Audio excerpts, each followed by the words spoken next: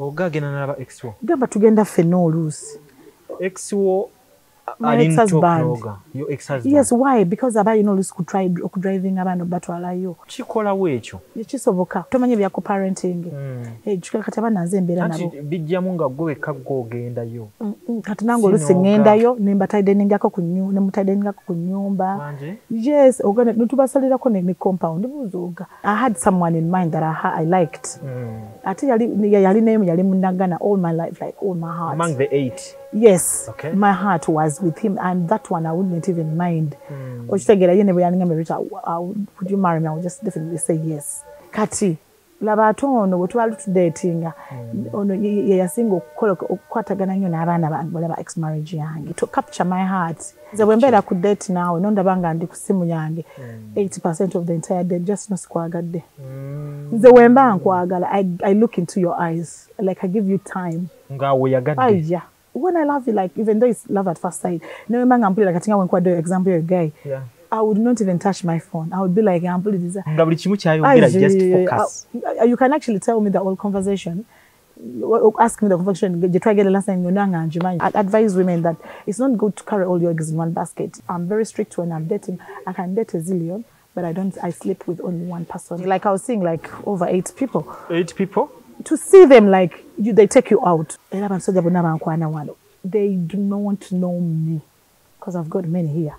They don't know me. Yes. What do you know about Sajabanji? When I'm in Uganda, they don't know me. They don't know me like high profile, but I'm money. Ngagama, give that one something to drink or give her this money. Naye akumanyi tata wange. Tamanyi nti nze Ritah Kaggwa naye nga waategeerera tagenda kuddamu kwogera nange. Programu eno ekutuusibwako aba CP Coffee Academy abasangibwa mu UAE, Dubai ne Abu Dhabi nga bano bakugu mu coffee basomesa barista training, roasting ne brewing ku mutendera gwa certificate ate bakuyambako okufuna omulimu ng'omaze okusoma. E Dubai basangibwa ku Al Ansal Building opposite Safiu Tower mu Abu Dhabi basangibwa ku Electra Street Cop Building next to ADCB Bank.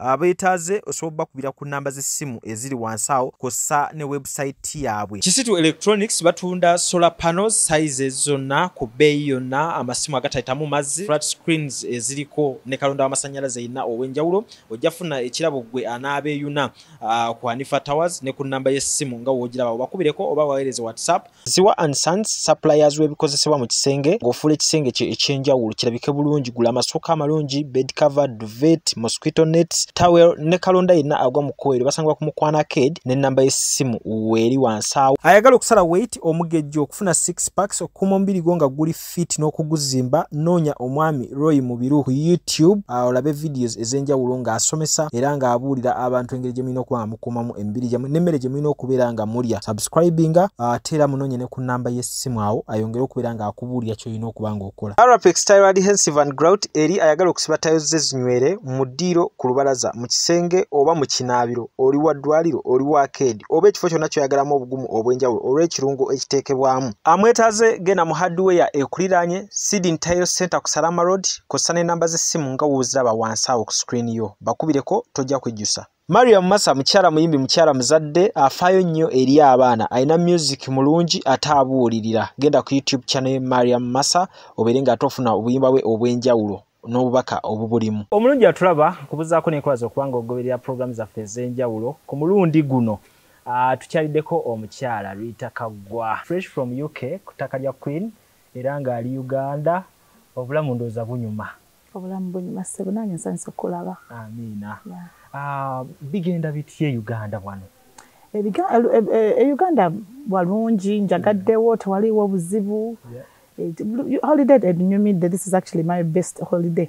This is my favorite so far. So ekyo kituzaamu amaanyi ffe ng'abawangaalira wano ne kiraga nti weewaawo era naffe wadde waliwo bingi ebitunyiga obulamu bugenda mu maaso. Okay, so era ng'oli vice president w'aba bloggers. Era nga ekyokublogging ekyo kibaddemu for some good time. Era abantu baku appreciate nze.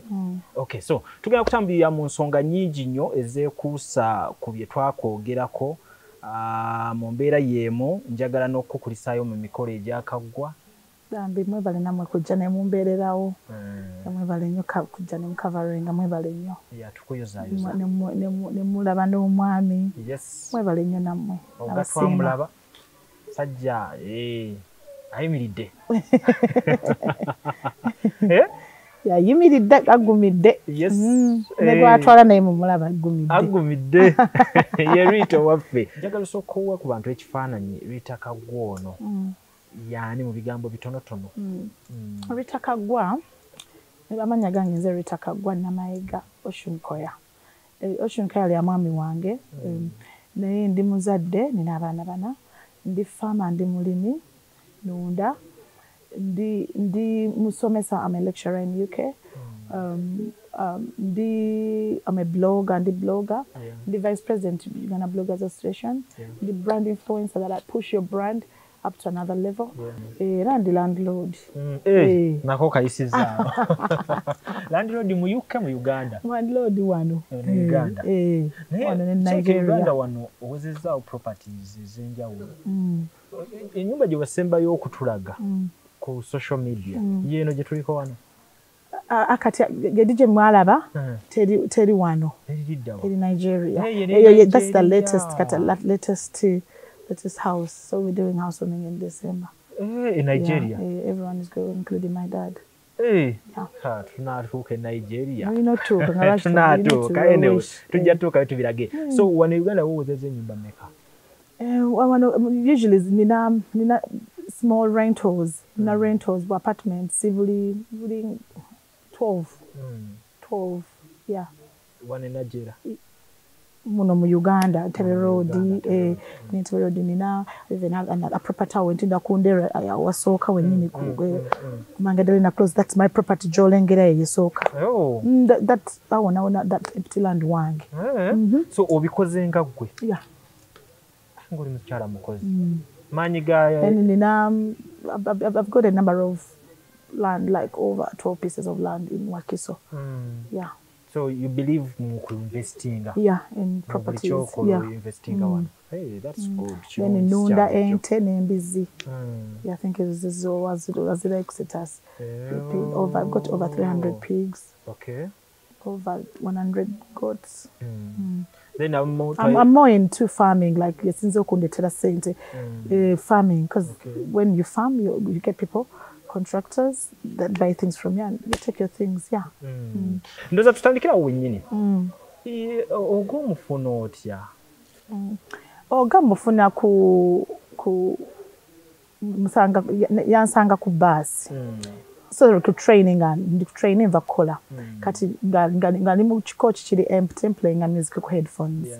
Najanga nemulabanga ajja wajja nange omuntu wanajanga joining a coach yamwe ngatambula nga train esimbudde ngamba muna gondizo zili loud headphones zili loud, can you put them down konze muna are you working as who on this train?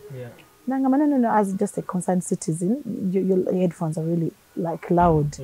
Nengamba you just wanted to talk to me. Biduze nazo na coaches ebyana byonna biri empty. Church kulese ku kyana kyange ngandi mubwomu. You just wanted to talk to me. Nangamba honestly I just wanted to talk to you because nemugamba no sina budebwe like no nina chempuridiza. Kati natandika persisting like to create a conversation like by complimenting me. Kasoka gama muna yagala manyo gange ngeno bwenyumba nga wagama oh my god I love your teeth. I love your set of teeth. Yeah, I know. Bichinga nga bulengeze gama you know what, I'm going to call police, can you leave me?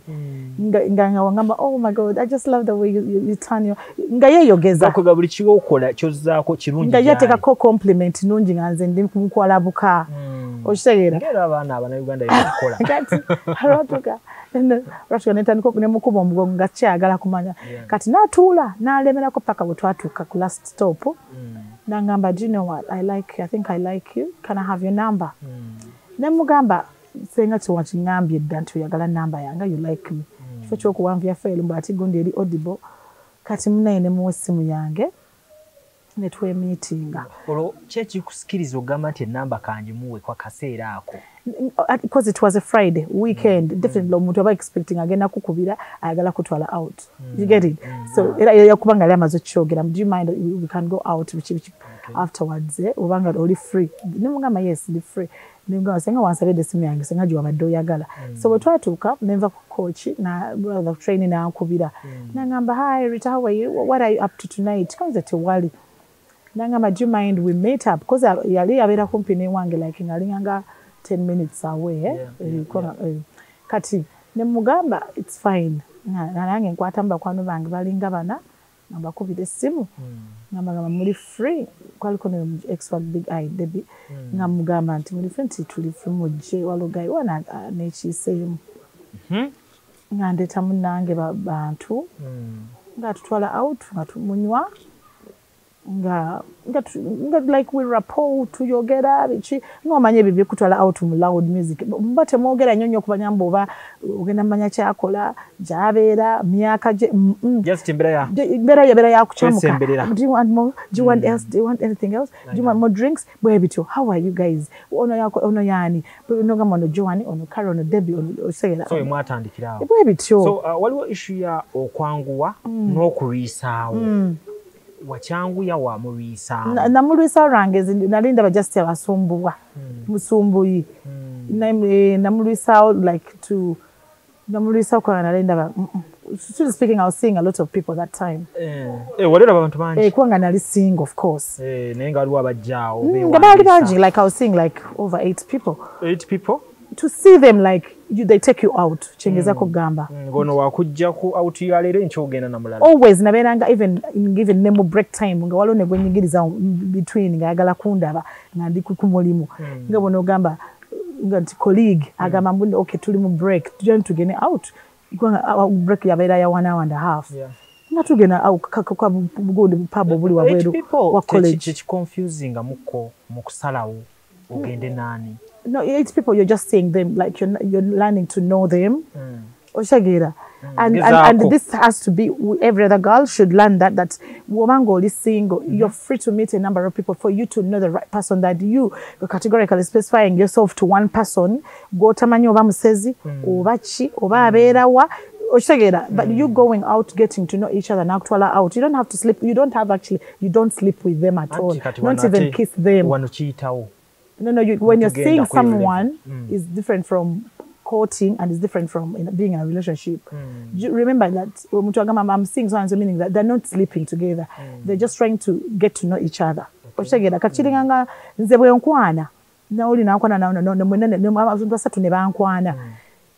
Still speaking, Cavton oyinza okuntwala lero out.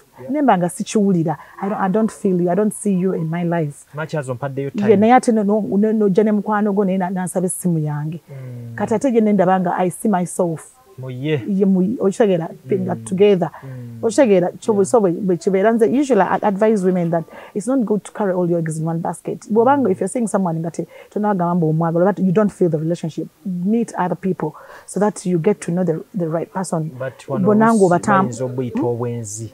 Obato end up because you don't sleep with them. Kati nze bontwala out chogama nonsanga nga n'omuntu mulala atote out ogenda kungama muno ndi mwenzi. No, you know what? Because I did not say yes to you. I didn't. Wambuziza je nkolera nombuze emyaka jangu bani n'abaana then netumala ne tugenda ewange ugamba otyambo lili relationship na rather netumala ne tugenda buli omu n'agenda ewakaawe n'ogenda ewo nange n'engenda ewange twekisinze sikusuubizaako love chi nayo ogambe bugambe you love me. Yes, I've heard that you love me, but the fact is, do you love me? Nti gojja kugenda bakuwonywe kutipinga kuteekamu akasente akasookerwako batinga sigooliko. Naye ati kati kiba kigenze ku level ya kula okwo si kula kubanga omuntu abatagamba nti nayagala kulya just in case kale tugenze out and it's just drinking like kale tunywedde wakati koze nze nywa Baileys nywedde glass ya Baileys kyogamba ogenda ginangira kukolera ku level kati ku level ya fe UK that's not kati kukole kwoga kyo kyali kiri understand kati gale njagala mujjako kunsumbuwa ku train. And all the girls were at my house and they were free. Oshagera actually nalinge nakola ka drink up. Ninga makanka kalike tugendere dala out nono. Walo ono musajja andikwa anesibyeko. Ne tugenda. Tugenda tumulageko.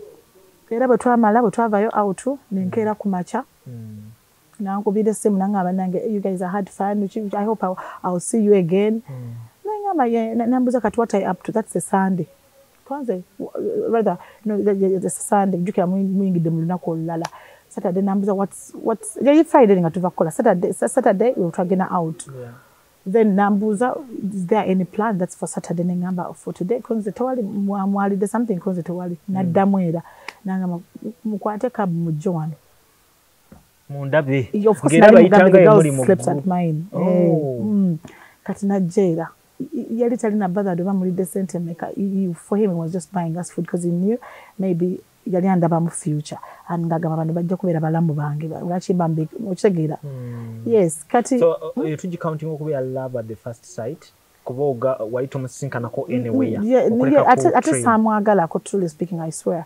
samwagalako like yakwagala of course yanjega nenze some like I didn't have any smallest slightest love or attraction. So attraction after jijawa.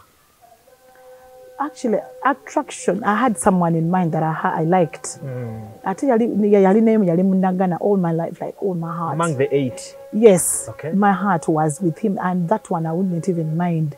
Would you marry me? I would just definitely say yes. Because I think we had plans, Kati.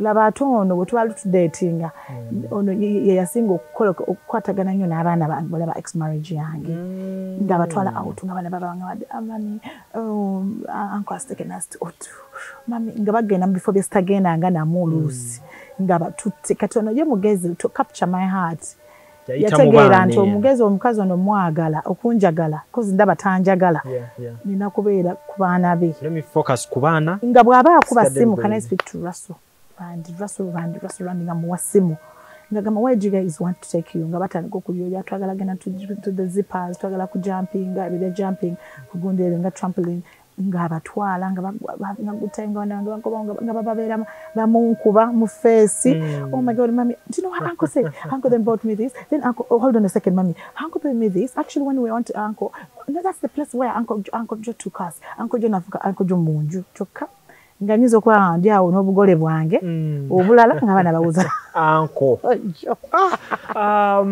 uncle Joe finally akuangula omutima omunagana alemedde okubeera nga alabirira abaana omunagana yali fena we were working and staying separately but we were dating of course like seeing each other and naingo banyawo nga nkyalimu obulamu obwo ntino mba studyinga sinabagamba nti no ndi relationship with anyone because I wasn't sleeping with anyone then at all I was just like it's not even entanglement. When entanglement involves sleeping and kissing, me I don't actually. That's why you'll never hear that Ritah slept with so or Ritah kissed so. I'm very strict when I'm dating. I can date a zillion, but I sleep with only one person when I feel that this is the person I want to be with. So it's chabuli by them. It's common. Abana babikola basinga. Babikola naye bayisaawo. Babikola. Somehow on the way bamanyi obuzabuzi wakati nkola ki. Am I just seeing someone or actually nze wembera ku date nawe nondabanga ndi ku simu yange 80% of the entire day just no skwagadde nze wemba nkwagala I look into your eyes like I give you time ngawe yagadde when I love you like even though it's love at first sight no wemba ngampulira kati nga wenkwado example your guy I would not even touch my phone. I would be like, I'm pulling this. Ngabuli chimu kyayogera just focus. You can actually tell me the whole conversation. Ask me the conversation. You try to get the last time you know njimanyi. Na yewe maswagala. Do you know that Ritah, I gave you the address of my house? Did you? Ngane bombule ntino wena mchine chala. But because I don't want to know you. Not to concentrating. Because you can know someone you will compart with on the one now chimanyi. You can know them. The way they talk, the way they smell, the way they relate, all of ebintu byanyumya. Oshegera nzoli guy yali yankwata. Nganyumya ebintu byenjagala okuwulira.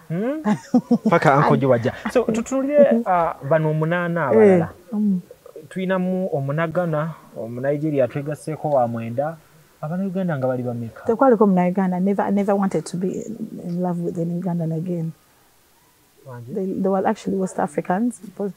West Africans, that's like house. Ngabankwana nga kuliko nabo ku mulimu abankwana. Obimenye byo nga munyuse mugenda out. Ngabajja bono bagoberawo. Bali bantya. Abanauganda bakutya. Bantya. Yeah, they know they fear me. Why? Because you know when you date a blogger, definitely you want to be in papers. Agenda kuanga recordinga, bichimu chokole waka. You get it. But your information is full ma. Era waliwo muna Uganda yali ankwana nenga era vede nenga kwagala naye Ritah. Vede. Simanyi nakumanya byekugamba ku simu to recordings. Never by the way nchiraba nange. Allahu Akbar. Ngagamba nkutya. I was even telling my sisters when in Sweden that njagala Ritah want to marry. Na sister, oli mulalu. How can Ritah Kaggwa? Omwana agenda ku recording ekika kyonna. Fenna tufuneko info.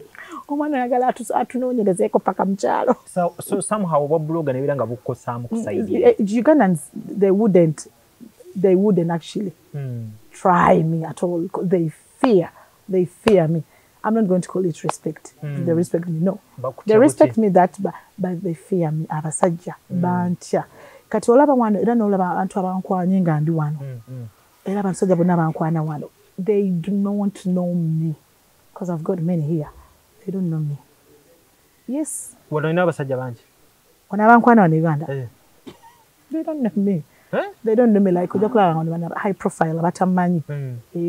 Ngagama give that one something to drink or give her this money. Na yakumanyi tata wana. Batamanyi nti nze Ritah Kaggwa naye nga wategeerera tagenda kuddamu kwogera nange. So chikuyambye chikukosezza. Somehow with Uganda because I don't like them anymore. Chinyambyeko. Chinyambyeko. Kubanga obaira mu relationship nga weegendereza. Kubanga tumanyi oba recording, tumanyi oba kagenda kujjako ka tape, tumanyi byonna bye weekola oba weegendereza. Ono we tunayomba mu ewaka ng'akubira meza yange, akubira penge nga and they look for those bloggers you don't go so much along with. Ngagamba n'omubane omuntu akuwalana gwanoonya. Akube. Nkugambye akugamba. You remember when we were Malimu, Mama, nyabo, this is what happened in the house. Look. Everybody kati nalimbi wala nengamba, you know what? Sazewo, it's only strictly. Eranga wetwage tugena out nyakulia muka accent ka East Africa. Nebo banga osembedde nti ngolongamba oli muna Kenya. Sitodda ku blockingirawo. Kuba muna Kenya jango tuke Uganda. Chango kumanya. Because I'm very known in Kenya and I'm very known in Uganda and I'm very known in Tanzania. Allah. So kwati watuta East Africa, Uganda. Nenga makambire n'omunayi wange. Omulaba oyo omunayi. Tugenda kwekuba, tugenda kuyomba, tutagenda ku recording, tujja kwekola ebintu. There won't be any recording. They won't. Nigeria. Tujja kukola ebintu byaffe, we shall travel all over. There won't be any recording. Nti agiterese. My husband is not that type that records those special moments. See, over those obuli spoke botya. Tasobola. Sajja mukaka Maria. I'm so humble. Basanze otya because abo tukyusa mu culture bingi bikyuka Nigeria, Uganda. Okujja kontino olulimi. Naye emmere yaabwe nyangu okufumba nnyo nga bw'okiwulira kasi omu Nigeria omanyi oyiga emmere yaabwe famire yonna ogikutte mu ngalo kubanga kati bagenda kujja bakyali weefumbire emmere yaabwe nyangu okufumba bagulira pounded yam egusobbono byangu nnyo okufumba tebiringa nga togenda kuddaawo obwobezi tebiriiyo bira olusoma ng'ojjula that's it tebiriawo mbu ate ogenda soko otekeko emmere yawe ogirekeko ogitekeko obuwuwo all that for what naye so bakuwonya n'ebyokusaanika bambibonya of course njifumbe yaffe because that's his favorite food apparently matooke kati ntino omuntu waba akwagala ne culture yo kati yanyaga ne culture yange so on Monday we eat Nigerian food, Tuesday Ugandan, Wednesday Nigerian food, like that in order.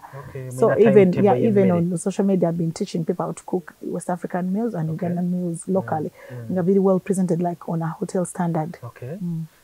Bamulamwe Nigeria wali obasinkanyeko bamulamwe bange bonna bali UK bali 8 ne mama wange ne nazaala mama azalira omwami ne tata nzalira omwami bonna family bali UK kitegeza teri kikutanza ne jajja so the great grand of my kids are all in UK ne jajja abalade jajja waabwe nkati nga wolaba nti abaana bange balaba jajja waabwe okusaidia nge daddy kaddo waabwe ali eri kitegeza family nazala mama we yenali eri omukazi yabatu so it is UK Uganda eri obera mu family eno obera mu family abo kiba kimaze okwatagana embaga olwo ejjetya embala of course he proposed to me after 3 months. Can you believe it? After 3 months. Yes, katwabera nyonyonyo nga jannyo ko twala bana out.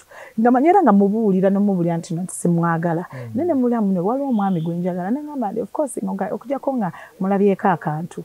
I'll see whether I can give you a chance. Okitegera nabeerawo nga jja nambe sitting ka bana nengendo bangenze Sweden ku officiating akola appearances obangenze nga jja nasigaza abaana nga mu trusting up to that extent. Kati lwali lumu yajja nga nva Sweden after 3 months. It was 5 a.m.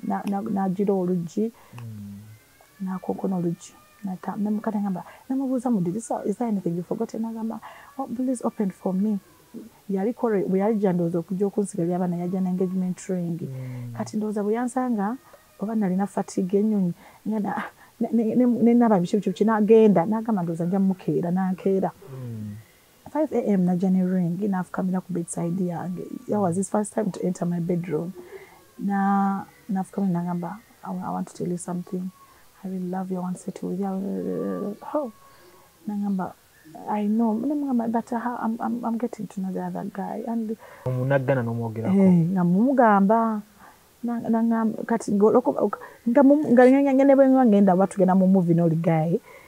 Mugamba konti ngenda no movie naliga nesigalira ko n'abaana anti natuka okubanga nkwase nnaku nga mukozesa ngo ba minda oshege ku minding abaana nga mpulire nnaku nga lumayinze nine ekisandi emotional easily natuka no nemberanga tukano kaaba ngamba mulekera abaana nga mpulira bubi nga ngamba my sister bena kayitama right tanonyayo omuntu omulanza nesibye konze like I would feel so bad kulanga anetaddeko nnyo ate n'abaana nga ate bali so attached ate nga nali nkoye like nga nkoye like okubanga nti no muteeka ku katebe ate nga there's someone else somewhere out there asobola omwagala nga nange nali nfunya njagala kati nangamba muno will you marry me Nigerian peta ninjitu and it was so beautiful ngempeta nungi kati nengamba mutima jukira abantu tebakimanyi nti no jukira abantu bali bamanyi nga abantu bakimanyi nti no ndisinga abantu basinga bali bamanyi child relationships next one kati nengamba for the sake yes nokkiriza nengamba yes kati nengamba mutima naye between awo nga sinaba kogena nalooza ebintu mu mutwalo oli tayogera ku baana bange nga tugenda out tutambuza ko baleseewa bena nga mubuuza nengamba then nengenda live jukira nebigenda live atanfulunga ku Facebook n'abiraba nengamba olonja dduwoza nengamba sigenda kulaga gayo no face until the deed day nenganda okulaga oga face kati olwamala okuteeka beewabo bw'omuwala bw'omala omuteekamu empeta tebinga ebyaffe nti nno olinda otandikira okupanga ebyokwanjula yeah so meaning that my husband engaged me after 3 months of knowing each other and we got married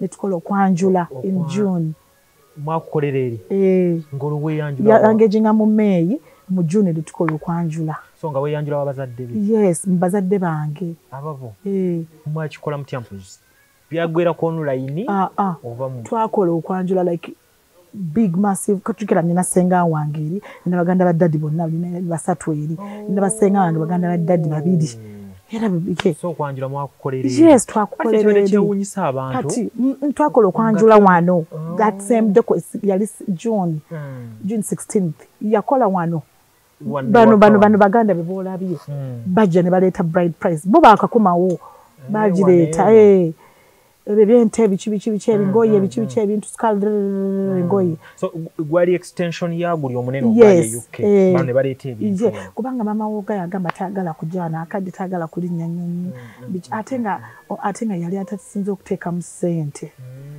okitegera like the family ye bo lwamugamba bo natandika okugamba muno bo batandikira wanti collective contribution family ena netandika okukola kati nengamba eyange tatadde muwadde n'olwabiri ate nze njagala babitwala eri like really tekubesebera selfish bwe bange bagenda bigula ebintu e Uganda bakola okwanjula Uganda ne wano bagenda kukola kigenda kunnomako ki ashanga abakiikirira ng'agula ntashalaavu ng'agula nta ng'agula ki ng'agula biki taka ng'amuwa mwogezi nga baleeta bintu dadi era wawulira dadi agamba tabanja ati guno omukolo ogusembyeyo guluwa guno gwejjo that's welcome party it's not culture just well dadi yagikola just yali surprise oga yitamanyi nze naye nga nze dadi aŋŋambye kati nga dadi aŋŋambye mufunire engoye za party nange nali nakwambala party naye dadi n'agamba omanyi yambala ki yambala gomez just for respect yejo wagenda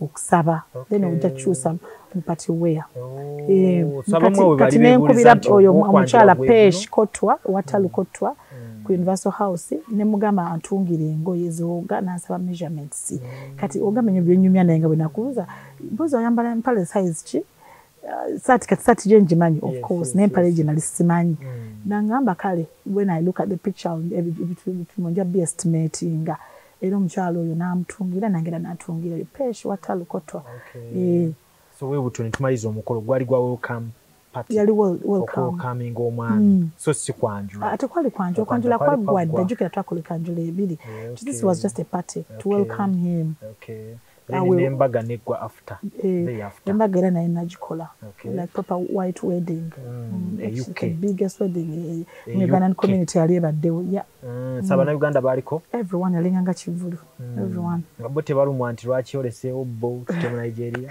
mama nga bamwagala ugaba mwagala nnyo gwe olaba bano bimalaze ogala tewali bimwalaze you bakola show ne batuwa table the whole hall neje nefukamira the whole hall neje nja kuwereza videos neje nefukamira nga buli muntu ajja kubuuza abantu bava mu seats zaabwe teri muntu ali amubuuzako nga yeesimbye bonna bamwagala so naye kimuwa that gund okwagala omukazi okitegeera respect lwakuba nti mu bonna abasajja abakutya ye yali bold nnyo n'akuyingira bamwagala bamwanya ekitiibwa bamwagala babeeranga bamwebaze webale tutwalirako mukyala waffe webale tutwala muganda waffe muwasa webale ate notamuswaza ate okitegeera kubanga ffe so odinga otya ne ba ex mbadde sinayo ex nti nze the goodness in it nze sifunangako ex oba nsombwa nga ndi mu relationship so sikifunangako so my ex husband gwe nazalamu abaana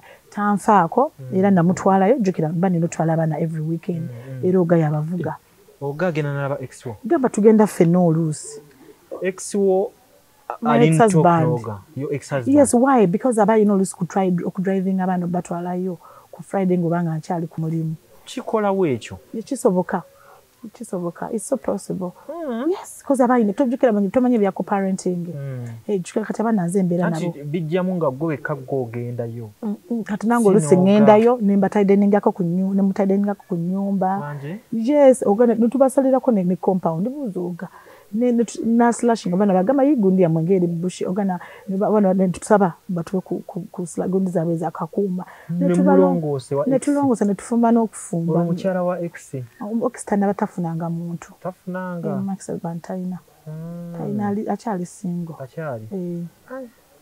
kirumya mukaawo era ogera musajja bannange wanda bya omusajja we Kampala it's so nice is a good man and yeah actually single tatufaako like atulaba of course atulaba a young couple and then ate exoli alwa olyo no gwe nayagala bishi oyo naye I think naye tanfaako I think you would know if there was any drama tanfaako tasobola nakunfa nako namu yes yansooka jjukira okumovinga on so gwebyo neba expo nebichi byonna sinayo badde sinayo drama with an ex obambo omukazi ankubira obambo bayakubira bawanga obamuvuma tewali kali kugamba even go Snapchat ne snapinga ngandwa ex husband wanga tutana tuli wano watata wabana tuzatwadde ka drink chilling tugenda ko yan for one then tugene netumukolera ko kumiri ngomanya omusajja is an immigration lawyer bera busy kati kubanga obwa bana bogenda balekawo bambi katuba olongosa no kulango bakodewa bapaka chere pasta or beef stew no genda twongera bana bagenda obirya so kati ina banameka ina 4 kids 2 boys 2 girls wazala bulungi oga tayinaako nina anti be abaana bolabe balinga abalongo bana abato abawala boga ba Irish twins ya bambi kirungi nnyo ekyo nga tuvaayo eyo mu nsonga ezo so ogenza okujjamu eno holiday nga wakoma ddi okujja before COVID 2019 waliwo wano so 18 kubanga COVID yaja mu 2019 nali lubuto lukulu I was unfit to fly so always ujjakeka nzijjakeka nera kuba pregnancy COVID I could not come nenga madenzi nsiba Dubai madenzi jangenda Dubai in Nigeria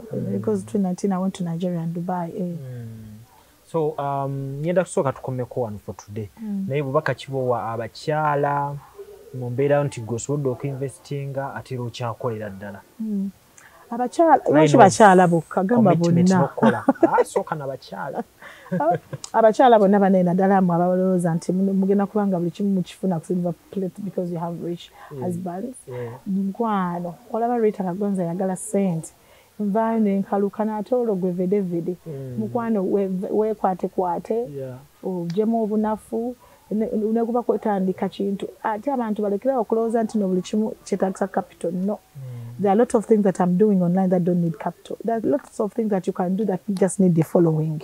Nebobo ina views dukobi because they say nebobo ina chi. If you can write reports for people, do that because you can write your skill. Oba sola kola wigs, tuna wigs. Oba sola kuyiriba.